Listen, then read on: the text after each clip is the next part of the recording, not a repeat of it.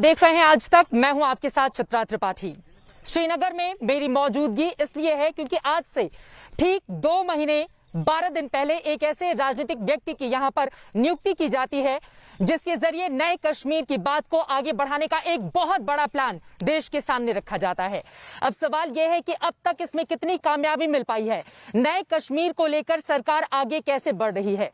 जिस कश्मीर को जन्नत कहा जाता है, जिसका जिक्र अक्सर किताबों में हम देखते और सुनते चले आए हैं, उसको असल में हकीकत में उतारने के लिए यहां पर सरकार की ओर से अब तक क्या क्या किया गया है, तमाम मुद्दों पर बातचीत करने के लिए इस वक्त पहली बार आपको बता दें उपराज्यपाल बनने के बाद एक्सक्लूसिव बातचीत के लिए हमारे साथ मनोज सिन्हा जी मौजूद हैं आज तक पर। सर, बहुत स्वागत है आपका और बहुत शुक्रिया इसलिए क्योंकि पहला इंटरव्यू आप आज तक को दे रहे हैं और उसके जरिए कश्मीर और जम्मू की आवाज पूरे देश तक जाएगी।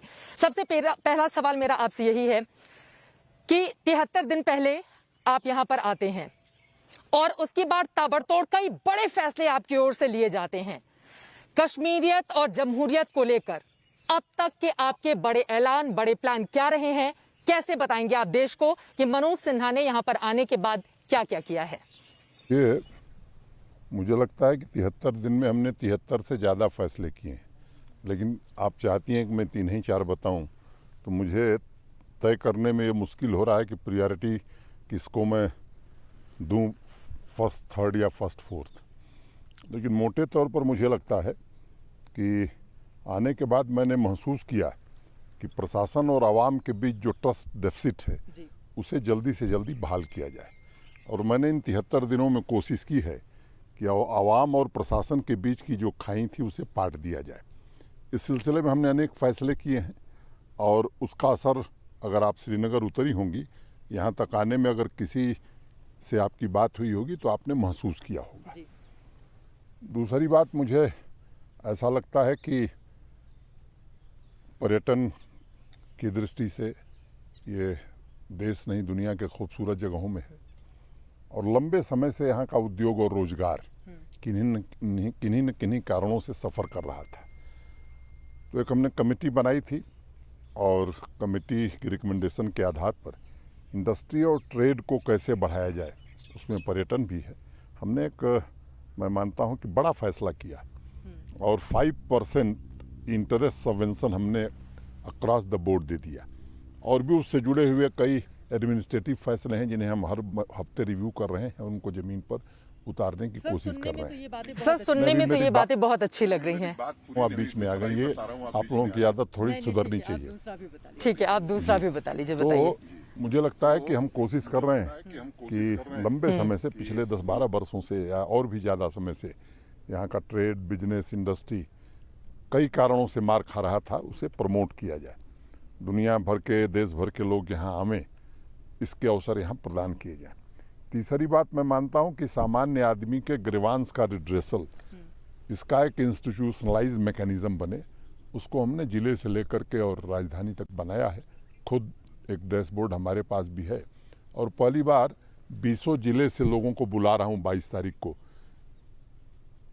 जिनसे पूछूंगा कि आपकी समस्या का समाधान प्रशासन ने कर दिया है या नहीं कर दिया है। तो मैं कहूँ कि एट स्पॉट रिड्रेसल हो जाए लोगों की समस्या का, इसका इंतज़ाम किया है। और एक बात मैं आपको बताना चाहता हूँ, देश के सम्माननीय प्रधानमंत्री जी ने आयुष्मान भारत के नाम से एक योजना शुरू की थी जिसमें 2011 की जनगणना में जो गरीबी रेखा के नीचे के लोग हैं उन परिवारों को 5 लाख रुपए इलाज की सुविधा मिलती है।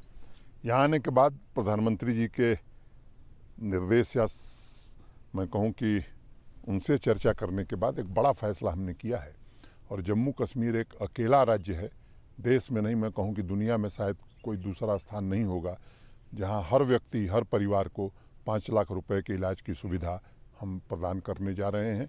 सेहत नाम से हमने ये कार्यक्रम शुरू किया है।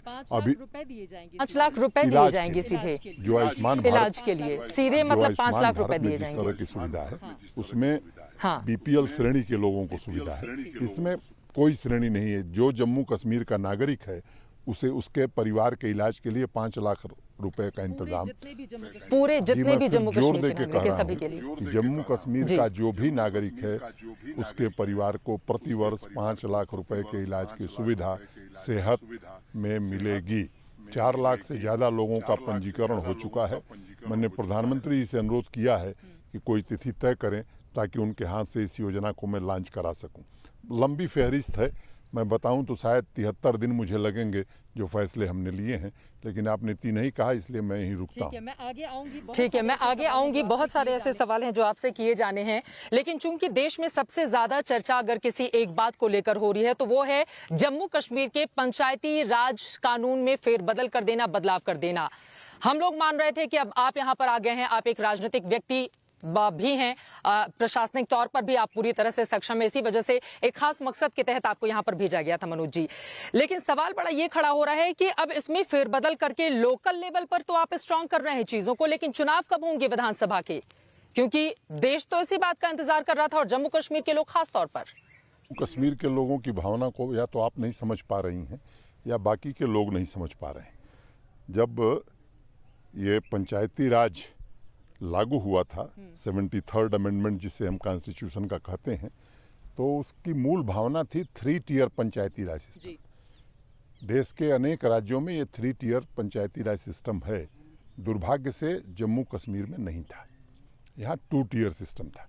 तो हमने वही किया है जो बापू चाहते थे, हमने वही किया है जो भारत के संविधान में 73rd अमेंडमेंट में प्रोविजन है कि यहाँ 3 टियर सिस्टम पंचायती राज का लागू किया है।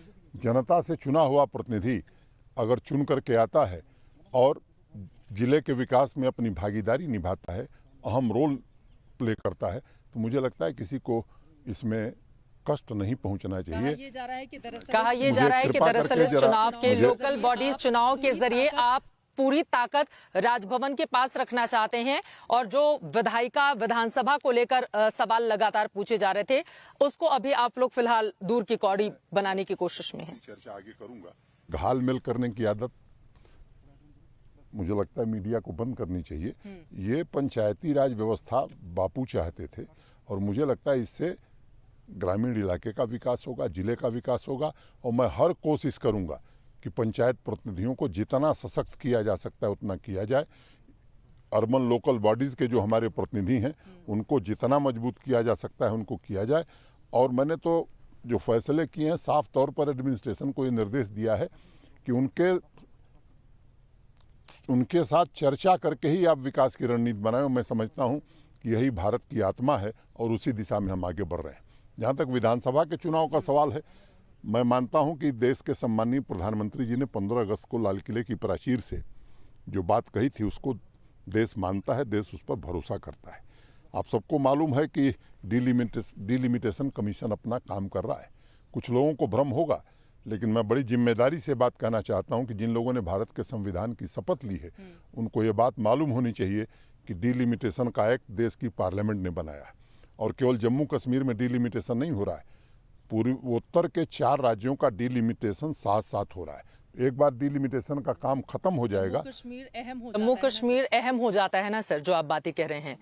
उत्तर के वो 4 राज्य भी हम हैं, वहाँ भी चुनाव होने, इसलिए कुछ लोग वेस्टर्न इंटरेस्ट में भ्रांति फैलाने की कोशिश कर रहे हैं। मैं उसको पूरी जिम्मेदारी से खारिज करता हूँ और मैं कहता हूँ कि प्रधानमंत्री जी ने जो बात 15 अगस्त को कही थी उस पर देश को भरोसा है। जम्मू कश्मीर डिलिमिटेशन किया जाएगा और उसके बाद फिर तय किया जाएगा कि विधानसभा कब किए जाएं चुनाव उसके या फिर नहीं किए जाएं। चुनाव आयोग का है। एक बात मुझे लगता है कि बहुत कंफ्यूजन इस देश में है, लोग संवैधानिक संस्थाओं को न समझते हैं न उनके अधिकारों को जानते हैं। भारत में चुनाव कब होगा, कहाँ होगा, ये दायित्व भारत के चुनाव निर्वाचन आयोग को है। वो देश की एक संवैधानिक संस्था है, उसके कार्य क्षेत्र में कोई दखल दे, मैं समझता हूँ ये उचित नहीं है।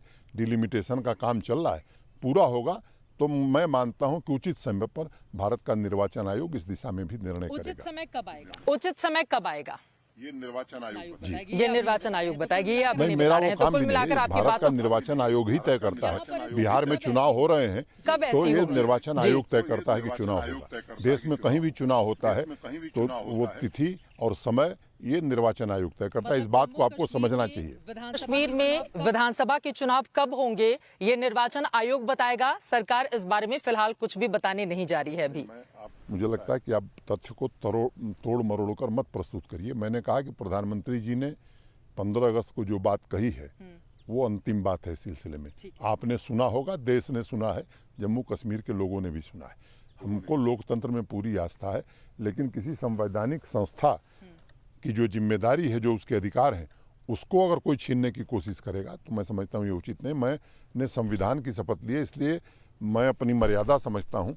जो कार्यक्षेत्र निर्वाचन आयोग का है उसमें मैं दखल दूँ, ये उचित नहीं है। प्रधानमंत्री जी की बात को ही अंतिम मानना चाहिए। एक बार डिलिमिटेशन की प्रक्रिया पूरी हो जाएगी तो निश्चित रूप से चुनाव की प्रक्रिया भी होगी। ठीक है सर, चलिए हम जम्मू कश्मीर में विधानसभा के चुनाव कब होंगे, ये चुनाव आयोग की ओर से तय किया जाएगा। मनोज सिन्हा जी की ओर से ये बड़ी बातें कही गई। अब मैं आ जाती हूं उन नेताओं के सवालों को लेकर जिनको हाल ही में रिहा किया गया या जिनको 370 लागू किए जाने के बाद नजरबंद किया गया था और एक एक करके उनकी रिहाई कर दी गई है। ये जो गुपकार घोषणा है, ये आपके लिए बहुत बड़ी चुनौती है। कैसे निपटेंगे इससे, क्योंकि 3 पूर्व मुख्यमंत्री एक साथ आ गए हैं, जितनी भी पॉलिटिकल पार्टियां यहाँ के स्थानीय हैं सब एक साथ आ गई हैं और सबने मोर्चा खोल दिया है। कि राजनीतिक दल क्या कर रहे हैं ये मेरी चिंता का विषय नहीं है। जम्मू कश्मीर की आवाम क्या सोचती है, उनकी बेहतरी के लिए, उनके सपनों को पूरा करने के लिए क्या किया जा सकता है। जो कश्मीर इस देश का मुकुट था, मुकुटमणि था, वादियों में जो खूबसूरती यहाँ की है, जो नेचुरल रिसोर्सेस यहाँ हैं, यहाँ के लोगों को जो तरक्की मिलनी चाहिए थी वो नहीं मिल सकी है। मेरी प्राथमिक जिम्मेदारी है कि यहाँ के लोगों का जो हक था, वाजिब हक था, वो मिले, यहाँ उनकी आशाओं और अपेक्षाओं को पूरा किया जाए और उसके लिए मैं अथक परिश्रम कर रहा हूँ और जो कुछ मैं कर सकता हूँ मैं कोई कोशिश उठा नहीं रखूँगा।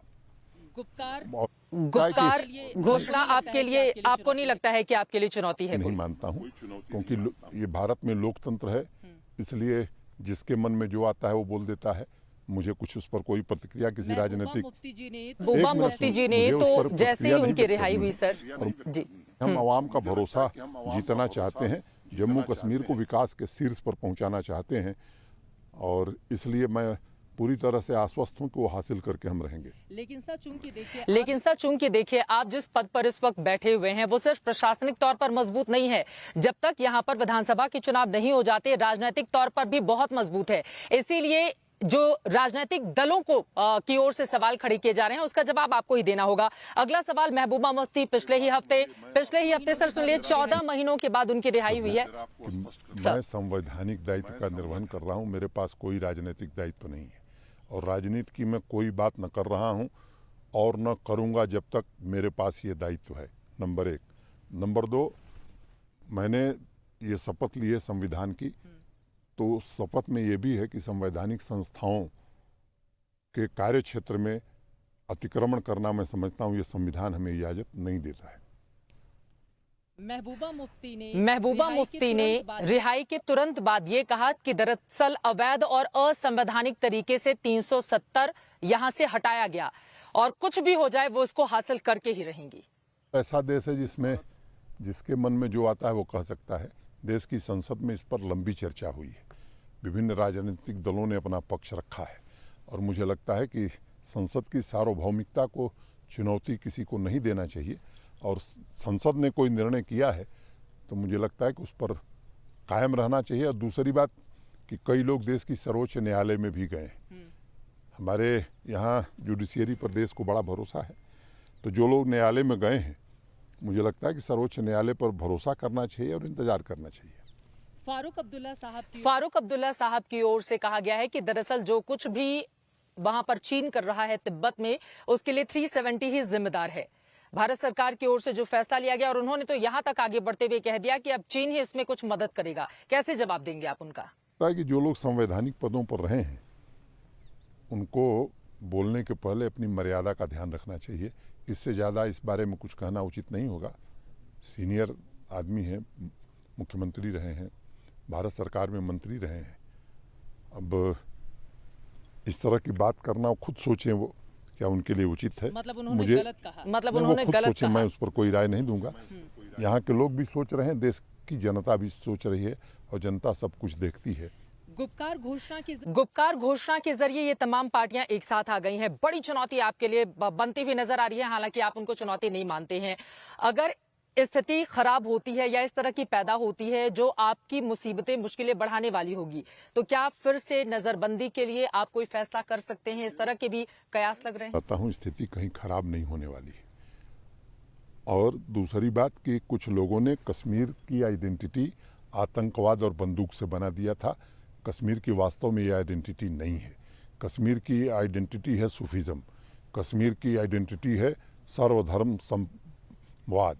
ये लोग तब कहाँ थे जब 19 जनवरी 1990 की काली रात में यहाँ से तमाम लोग बाहर कर दिए गए। अगर उस समय इन लोगों की आत्मा में थोड़ा भी दर्द रहा होता तो मैं समझता कि ये वास्तव में कश्मीर की बात करते हैं।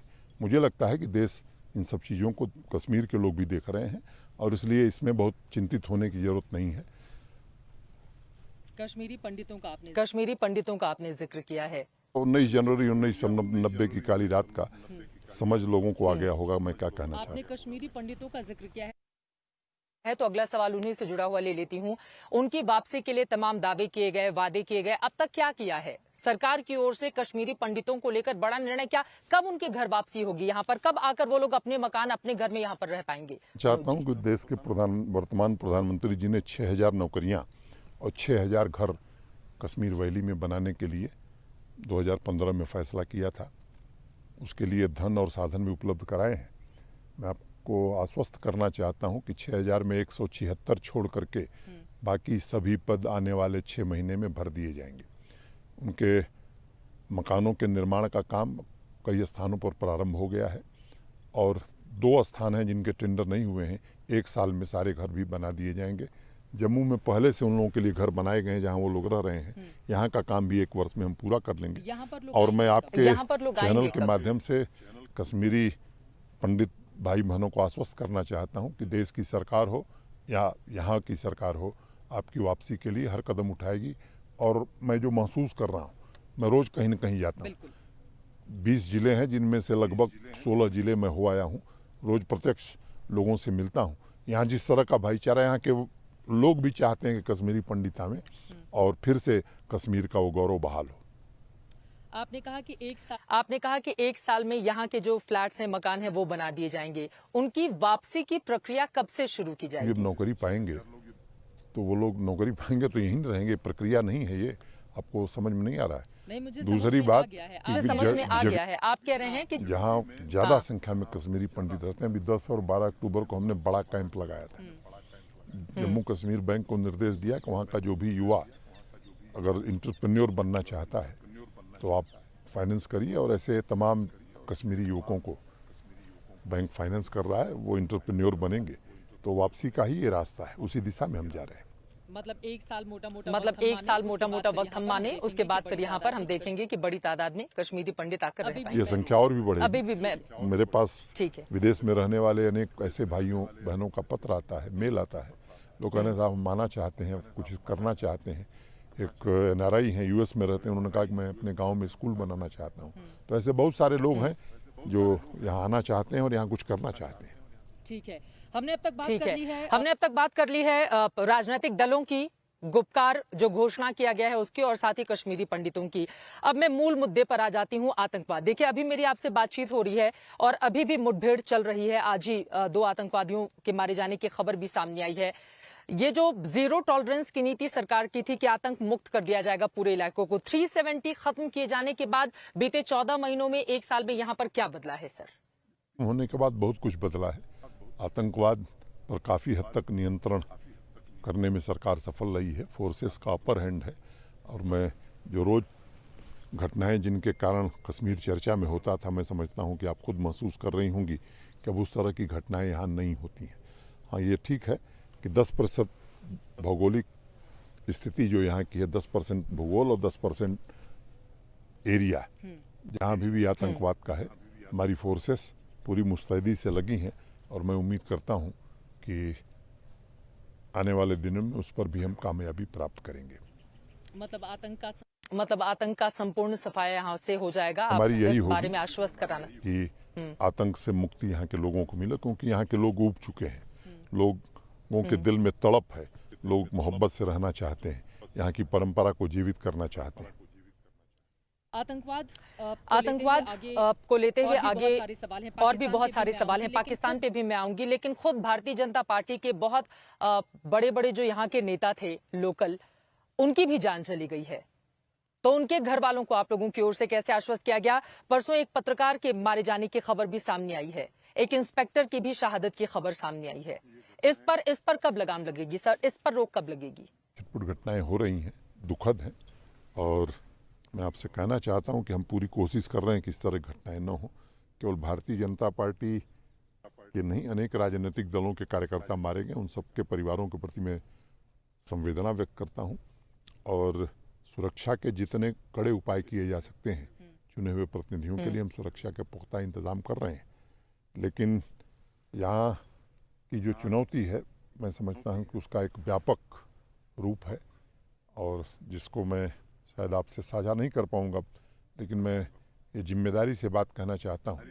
भारत सरकार, गृह मंत्रालय, हम सब लोग मुस्तैदी से काम कर रहे हैं कि कैसे इस समस्या से पूरी तरह से निजात जम्मू कश्मीर को दिलाई जा सके। पाकिस्तान को लेकर क्या रणनीति कुछ बदली है, तब्दील हुई है? क्योंकि सीज फायर का उल्लंघन लगातार जारी है, वहां से हर रोज हिंदुस्तान को लेकर, कश्मीर को लेकर बयानबाजी जारी है। उस मुद्दे पर कैसे आप लोग आगे बढ़ रहे हैं? मुझे लगता है कि वहाँ न विकास है न कानून का राज है, इसलिए वहाँ के स्थानीय जनता का ध्यान भटकाने के लिए वहाँ का जो शासन तंत्र है वो अनावश्यक भावनात्मक रूप से लोगों को उकसाता है, इस तरह के काम करता है। हमारी जो सेनाएं हैं या बॉर्डर सिक्योरिटी फोर्स के लोग जो बॉर्डर पर लगे हैं, वो पूरी तरह से सक्षम है किसी भी चुनौती का सामना करने के लिए, और वो जवाब भी समय समय पर देते हैं। पीओके को लेकर आप लोग किस तरह से आगे बढ़े?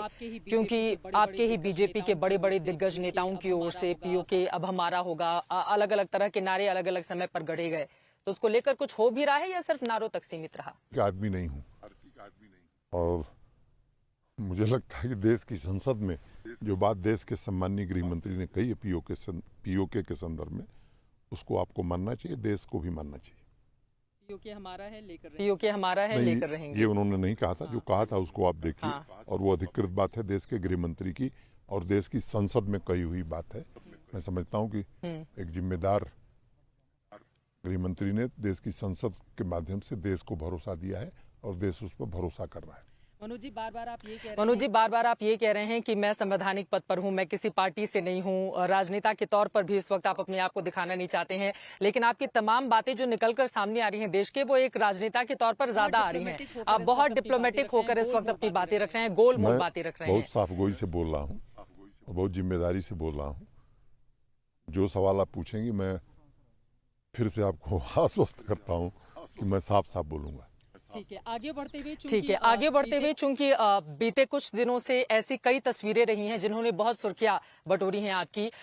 कई ऐसे हिस्सों में जाकर 3 युवक मुठभेड़ में गलत तरीके से जिनकी मौत हो गई थी, मारे गए थे, उनके परिवार से जाकर आपने मुलाकात की। 4 किलोमीटर पैदल चलकर आप वहां तक उनके परिवार तक पहुंचे। कल ही आप बारामूला होकर आए हैं, और भी कश्मीर के अलग अलग हिस्सों में लगातार आप जा रहे हैं। तो विश्वास बहाली की मनोज सिन्हा की ये जो कोशिशें हैं, कामयाबी मिलती दिख रही है आपको, या फिर अभी बहुत दूर है? बात बताता हूँ, जब मैं यहाँ आया था जुलाई में दुर्भाग्यपूर्ण घटना हुई थी, अखबारों में खबर छपी थी, शोपियां में 3 युवकों का इनकाउंटर हुआ है, वो सही नहीं है। और मैं आपको बताना चाहता हूँ कि जब ये बात ध्यान में आई तो सेना के बड़े अफसरों से मैंने बात की, और उनका रुख भी बहुत सकारात्मक था।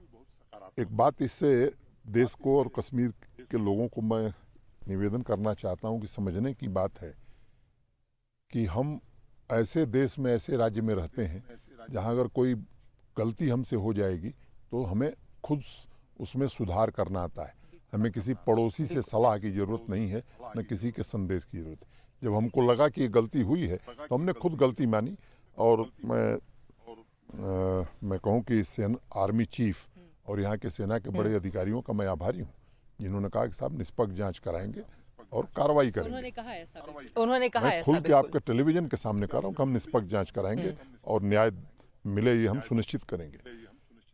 प्रधानमंत्री जी की भी यही मंशा थी, मैं इसलिए खुद परिवारों के पास गया, मैं उनसे मिला, मैंने उनको आश्वस्त किया कि आपके साथ पूरी तरह से न्याय होगा और जम्मू कश्मीर की सरकार और भारत सरकार आपके परिवारों की देखभाल भी करेगी। कल बारामूला होकर भी आप आए हैं और भी जगहों पर गए हैं, तो कश्मीरी लोगों के मन में 370 को लेकर बहुत सारे सवाल जो हैं वो आपके सामने भी आते होंगे, कैसे हैंडल करते हैं आप उसको? बताना चाहता हूं कि मैं लगभग हर दूसरे दिन कहीं न कहीं जाता हूं और कश्मीर के लोगों का दर्द मैं समझ चुका हूं 2-2.5 महीने में। करप्शन से, बैड गवर्नेंस से, डेवलपमेंट न होने के कारण यहाँ के लोग बहुत पीड़ित महसूस कर रहे हैं। मैं कोशिश कर रहा हूँ, जो बात प्रधानमंत्री जी ने कही थी कि जम्मू कश्मीर में हमें डेवलपमेंट के काम तेज गति से करने हैं, और मैं कहना चाहता हूँ कि लगभग 55,000 करोड़ रुपए की डिफरेंट प्रोजेक्ट प्रधानमंत्री जी ने यहाँ दी है। 2 एम्स दिया है, 4 मेडिकल कॉलेज दिया है, IIT, IIM, निफ्ट, अनेक इंस्टीट्यूशन दिए हैं। ऐसी सड़कें और ऐसी टनल्स जिसको कभी हम सोच नहीं सकते थे कि इस देश में भी बनेगा, ये काम यहाँ हो रहा है। कोविड के कारण देश भी पीछे हुआ, जम्मू कश्मीर में भी कोविड का प्रभाव था। ये 7-8 महीने का जो समय था उसके कारण गति कम हुई है, लेकिन पिछले 1.5-2 महीनों में हमने कोशिश की है। 44 प्रोजेक्ट हमने पूरे कर लिए हैं और PMDP, prime minister development programme के 17 प्रोजेक्ट हमारे पूरे हो गए हैं। हर प्रोजेक्ट, सर वक्त की कमी है, जल्दी 2-3 सवाल मैं आपसे ले लेती हूँ। रखे हुए हैं, मॉनिटरिंग कर रहे हैं और हम कोशिश करेंगे कि समय सीमा के भीतर इसे पूरा कर लिया। सर आपने भ्रष्टाचार की यहाँ पर बात की, बहुत सारे अलग अलग भ्रष्टाचार में पड़ रही थी, तो जिसकी इन्वेस्टिगेशन लगातार जारी है, लेकिन ईडी ने फारूक अब्दुल्ला साहब से जो पूछताछ की है उसको लेकर उन्होंने तंज कसते हुए ये कहा है कि दरअसल ये बदले की कार्रवाई के तहत सरकार इस तरह से करा रही है। संविधान में और कानून में सभी संस्थाओं को कुछ जिम्मेदारी मिली हुई है। इन्फोर्समेंट डायरेक्टर, अब जब गुपकार समझौते के तहत लोग बैठते हैं, उसी समय ईडी उनसे पूछताछ करेगी, तो ये सवाल तो पूछे जाएंगे आपसे। अगर 1 महीने बाद भी होगा तो भी यही कहा जाएगा, आप यही पूछेंगे मुझसे। और इसलिए मुझे लगता है कि भ्रष्टाचार पर मेरी रणनीति बड़ी स्पष्ट है, 0 टॉलरेंस टू करप्शन, और मैं समझता हूँ उस पर मैं कायम हूँ। केवल फारूक अब्दुल्ला साहब का ईडी ने मैंने अखबार में पढ़ा है, लेकिन पिछले 1 सप्ताह से हर रोज कुछ गिरफ्तारियां हो रही हैं। अवैध ढंग से जिन लोगों ने संपत्ति जमा की है उनको हम अटैच करा रहे हैं, और ये अभियान हम अनवरत चलाएंगे। ये डराने की कोशिश तो नहीं है यहाँ की राजनीतिक पार्टियों को? राजनीतिक पार्टी या किसी का सवाल नहीं। जिसने वो डरे जिसने लूट की है, वो डरे जिसने भ्रष्टाचार किया है, और इसको ऐसे लोगों को डरना भी चाहिए, चाहे वो अधिकारी हो चाहे राजनीति में।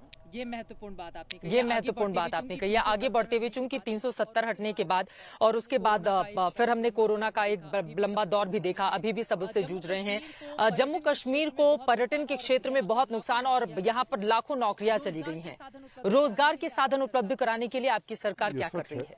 कि कोविड के कारण देश नहीं दुनिया इसके असर से जूझ रही है, और भारत सौभाग्यशाली देश है। यहाँ के प्रधानमंत्री जी ने केवल कोविड की चुनौती का सामना नहीं किया, बल्कि अर्थव्यवस्था को उबारने और रोजगार के अवसर पैदा करने के साथ साथ देश के गरीब और मजदूरों की मदद में सबसे आगे भारत सरकार आई है। यहाँ भी लोगों को आत्मनिर्भर भारत के तहत काफी लाभ मिला, और मैंने जैसे पहले बताया कि हमने एक कमेटी बनाई थी, उस कमेटी के रिकमेंडेशन के आधार पर यहाँ के बिजनेस, ट्रेड और टूरिज्म, इन तीनों क्षेत्रों को बढ़ावा देने के लिए हमने कई महत्वपूर्ण फैसले किए। एक तो मैंने आपको पहले बताया था कि 5% interest subvention across the board. Hotel वाले हैं, बस वाले हैं, बस वाले अगर अपनी नई बस लाना चाहते हैं तो 5 लाख रुपए हम उनको दे रहे हैं। शिकारा वाले हैं, टोंगी वाले हैं, इस तरह के लोगों को मदद दे रहे हैं। ये डल लेक में जो नाएं चलती हैं, बायोडाइजेस्टर लगाने के लिए 80% सब्सिडी हम दे रहे हैं। सर हमें हेडलाइन के लिए जाना है, लेकिन उसके पहले मैं जल्दी से, आप उर्दू भी सीख रहे हैं, लोगों से उनके बीच जाकर उर्दू भाषा में आप बातचीत कर पाए? बारीकियां जो न समझे, मैं समझता हूँ कि वो शायद बहुत कुछ नहीं सीख पाएगा। मैं कोशिश कर रहा हूँ, उर्दू ही नहीं, मैं कश्मीरी, डोंगरी भी सीखना चाहता हूँ, और मुझे लगता है कि भाषा सीखना ये इस देश की परंपरा है, और किसी भी सभ्य समाज में जितनी भाषाओं का आपको ज्ञान होगा, मैं मानता हूं कि देश को समझने में उतनी आसानी होगी। बहुत शुक्रिया मनोज सिन्हा जी आज तक से जुड़ने के लिए और ये महत्वपूर्ण जानकारी साझा करने के लिए। यकीनन विश्वास बहाली के लिए ईमानदारी की जरूरत सबसे ज्यादा होती है और वही ईमानदारी इस वक्त दिखाने की कोशिश एलजी साहब की ओर से की जा रही है। लेकिन नए कश्मीर को लेकर जिस राह पर इस वक्त सरकार चल पड़ी है उसमें कितनी वो कामयाब हो पाती है, इस पर बनी रहेगी आज तक की नजर। श्रीनगर से अभी के लिए बस इतना ही। आगे बढ़ते हुए देख लेते हैं इस वक्त की हेडलाइंस।